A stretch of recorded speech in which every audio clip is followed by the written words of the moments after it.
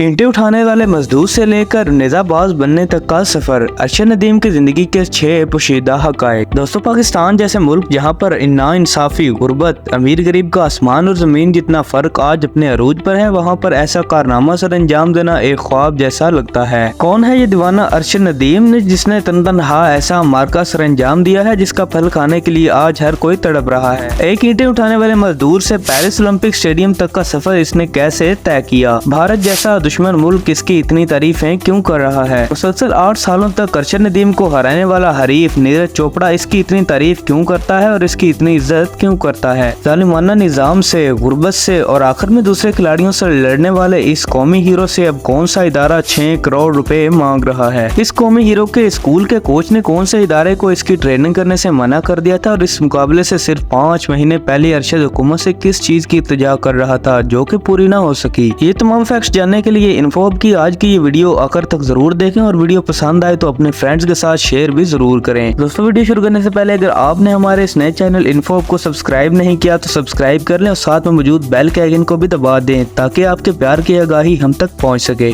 Fact number 1। दोस्तों, अरशद नदीम 2 जनवरी 1997 के रोज पंजाब के एक पसमानदा इलाके मियाँ चन्नू में एक मिस्त्री के घर पैदा हुए और ये अपने बहन भाइयों में तीसरे नंबर पर थे। अपनी इब्तदाई तालीम अपने गाँव के एक स्कूल से हासिल की, लेकिन घर के हालात ज्यादा खराब होने की वजह से अपना पेट पालने के लिए अपने बाप के साथ मजदूरी वाला काम भी किया। ये क्रिकेट के दीवाने थे और स्कूल और डिस्ट्रिक्ट की तरफ से खेल कर उन्होंने क्रिकेट के मैदान में काफी ट्रॉफीज भी जितवा दी और हर पाकिस्तानी की तरह पाकिस्तानी कौमी क्रिकेट टीम का हिस्सा बनना चाहते थे। लेकिन इनके बड़े और छोटे भाई ने कहा कि तुम्हारा कद भी अच्छा है, जिस्म भी ठीक है, तुम क्रिकेट के बजाय एथलीट्स में आ जाओ। अपने भाइयों के कहने पर उन्होंने बैडमिंटन, फुटबॉल और एथलेटिक्स खेलना शुरू कर दी। यही उनकी जिंदगी का बेहतरीन फैसला साबित हुआ जिसने आगे चलकर उन्हें एक कौमी हीरो बना दिया। Fact number 2। दोस्तों, कहा जाता है कि हीरे की असल पहचान एक जोरी ही करता है और अरशद नदीम जैसे हीरो को भी एक ऐसे ही जोरी ने पहचाना और इसे तराशा। वो जोरी कोई और नहीं बल्कि इनके स्कूल के कोच रशीद अहमद साकी थे जो इस काम के माहिर थे। साकी साहब ने अरशद के अंदर छुपे हुए टैलेंट को देख लिया और एथलेटिक्स में जेवलिन थ्रो यानी कि नेज़ेबाजी के इंतखाब का मशवरा भी दिया। अपने कोच के मशवरे पर ही 2014 में पंजाब यूथ फेस्टिवल में अरशद ने शिरकत की और अपना पहला गोल्ड मेडल जीता। लेकिन इसके बाद अरशद नदीम की जिंदगी का वो सफर शुरू हुआ जिसके बारे में वो खुद भी नहीं जानते थे और ना ही इनके करीबी साथी। इनके कोच साकी साहब ने BBC को इंटरव्यू देते हुए ये भी इंकशाफ किया है कि अरशद की पहली कामयाबी के बाद इनके पास आर्मी और एयरफोर्स की गाड़ियों में बंदे आए जिनको देख के मैं डर गया, लेकिन जब उन्होंने अरशद के बारे में पूछा तो मेरा डर दूर हुआ। आर्मी वाले इनको कहने लगे कि अरशद को हमारे डिपार्टमेंट में आने दें, हम इसे ट्रेनिंग देंगे। लेकिन मैंने उन्हें ये कहकर इनकार कर दिया कि आप इसे मिलिट्री की ट्रेनिंग देंगे जो कि एथलीट की ट्रेनिंग के से बिल्कुल मुख्तलिफ होती है। लिहाजा अरशद को water and power development authority यानी कि वापडा के लिए मुंतखब होने का मशवरा दिया जो कि उन्होंने मान लिया और फिर वापडा का ही प्लेटफॉर्म इस्तेमाल करके नेशनल और इंटरनेशनल लेवल पर खेलना शुरू कर दिया।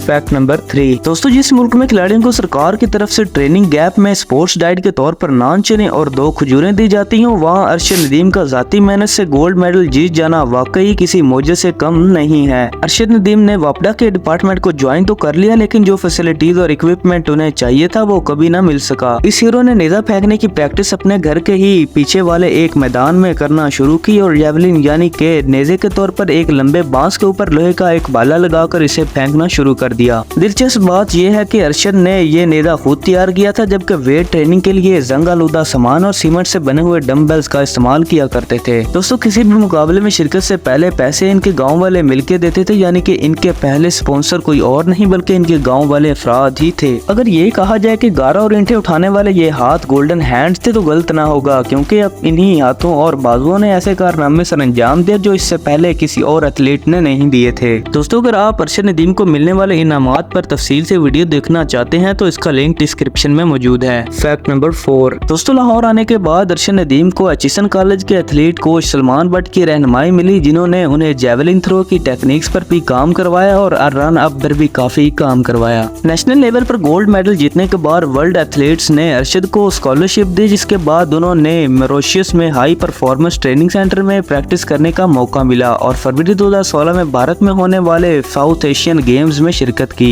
और 78.33 मीटर जेवलिन थ्रो फेंककर पाकिस्तान के लिए ब्रॉन्ज यानी कि कांसी का तमगा जीता। और ये वो लम्हा था जब भारत के नीरज चोपड़ा के साथ इनके मुकाबलेबाजी हुई और एक हेल्दी कंपटीशन का बाकायदा आगाज हुआ। नीरज चोपड़ा ने इस मुकाबले में गोल्ड मेडल जीता था। 2018 में इंडोनेशिया में होने वाले एशियन गेम्स में अरशद ने 80.75 मीटर की थ्रो करके ब्रॉन्ज मेडल अपने नाम किया। इस इवेंट का फातेह भी भारत की तरफ से नीरज चोपड़ा ही रहा, जिसने 80.06 मीटर की थ्रो फेंककर अपने मुल्क के लिए गोल्ड मेडल जीता। अरशद नदीम ने इंटरनेशनल लेवल पर अपना पहला गोल्ड मेडल 2019 में नेपाल में होने वाले 13वें साउथ एशियन गेम्स में जीता, जब उन्होंने 86.29 मीटर की थ्रो फेंककर एक नया रिकॉर्ड कायम किया था। और अगर इस बात पर हमारी तरह आपको भी फख्र महसूस हो रहा हो तो आज की इस वीडियो को एक लाइक जरूर दें। फैक्ट नंबर 5 दोस्तों, अरशद नदीम ने किसी किस्म की हुकूमती सपोर्ट और फाइनेंशियल स्पॉन्सरशिप के बगैर ही 2021 में टोक्यो में होने वाले ओलंपिक्स में मेरिट पर शिरकत की, लेकिन फिटनेस इश्यूज और ज्यादा प्रैक्टिस के ना होने और पुअर इक्विपमेंट की वजह से 5वें नंबर पर आए। इनके वालिद के मुताबिक अरशद ने ये सब कुछ अपनी मेहनत और लगन के बलबूते पर किया। प्रैक्टिस के लिए घर के पीछे वाले मैदान को इस्तेमाल किया, जबकि गाँव वालों ने ही इनके लिए एयर टिकट और जेवलिन और दूसरी चीजों को बंदोबस्त कराया था। इसका पहला नतीजा ये निकला कि अगस्त 2022 को कॉमनवेल्थ गेम्स में उन्होंने पाकिस्तान को गोल्ड मेडल ला कर दिया और यही वो लम्हा था जब पाकिस्तान और दुनिया ने ये जाना कि इस मैदान में कोई नया सूरमा आया है। अरशद नदीम का असल कारनामा गोल्ड मेडल लाना नहीं बल्कि 90.18 मीटर की थ्रो फेंकना था, जो इससे पहले किसी साउथ एशियन खिलाड़ी ने नहीं फेंकी थी। और ये 1962 के बाद पहला मौका था जब पाकिस्तान कॉमनवेल्थ गेम्स में कोई गोल्ड मेडल जीता था।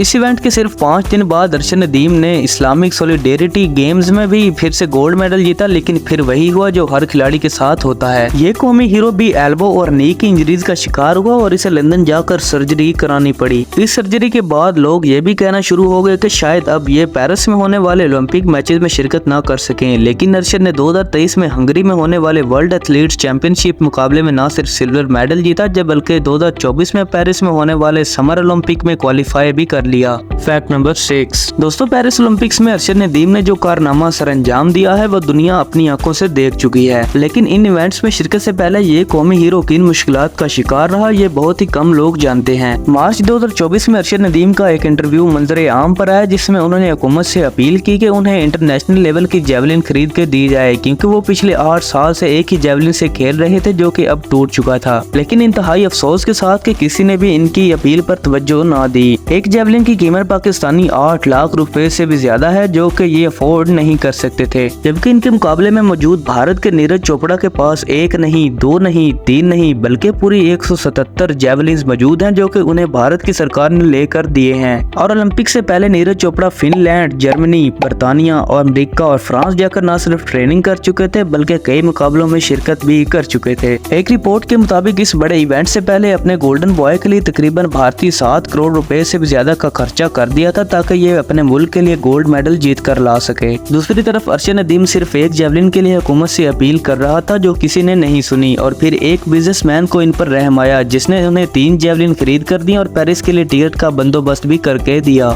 8 अगस्त 2024 वो यादगार दिन था जब अरशद नदीम ने दुनिया को ये साबित कर दिया कि अगर लगन सच्ची हो, मेहनत पक्की है और नीयत ठीक हो और माँ बाप की दुआएं शामिल हो तो 118 साल रिकॉर्ड भी टूट जाता है। और ये रिकॉर्ड तोड़ने वाला कोई और नहीं बल्कि पाकिस्तान का अरशद नदीम था, जिसने 92.97 मीटर लंबी थ्रो फेंक कर न सिर्फ रिकॉर्ड को तोड़ा बल्कि पाकिस्तान को 40 साल बाद ओलंपिक्स में गोल्ड मेडल भी जितवाया। दोस्तों, वीडियो पसंद आई हो तो चैनल को सब्सक्राइब करें और वीडियो को लाइक करें और अपने दोस्तों के साथ शेयर करना ना भूलें। मिलते हैं आपसे नेक्स्ट वीडियो में, तब तक के लिए अल्लाह हाफिज।